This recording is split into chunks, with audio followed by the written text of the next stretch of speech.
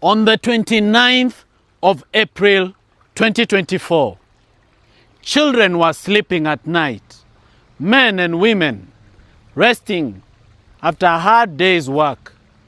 And suddenly water came from the hill up there and swept away their houses and buried them in the mud, some of them up to 10 meters deep. This is Mahimahiu.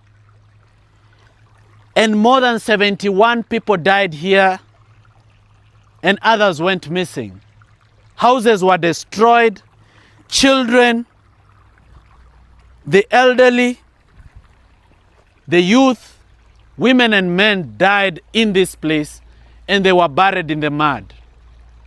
Now President William Ruto and his deputy Rigathi Gachagua came to this place and promised the people of Mahimahiu that the cabinet had set aside 300 million shillings to build them new houses, to replace cows and donkeys and other property that had been destroyed, and to compensate the families. To this day, none of them has been compensated for what happened here. But money is stolen every day in our government, yet the people who really need it never get it. But those who do not need it, they have the primitive acquisition of wealth. They steal even what they don't need.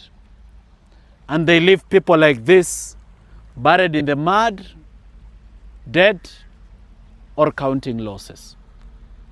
The Vampire Diaries.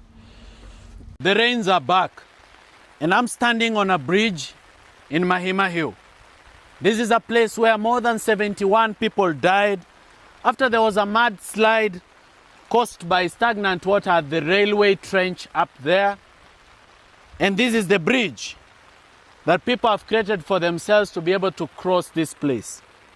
Now, if it floods, this is a danger waiting to happen, a disaster waiting to happen. On 29th of April, more than 71 people died here.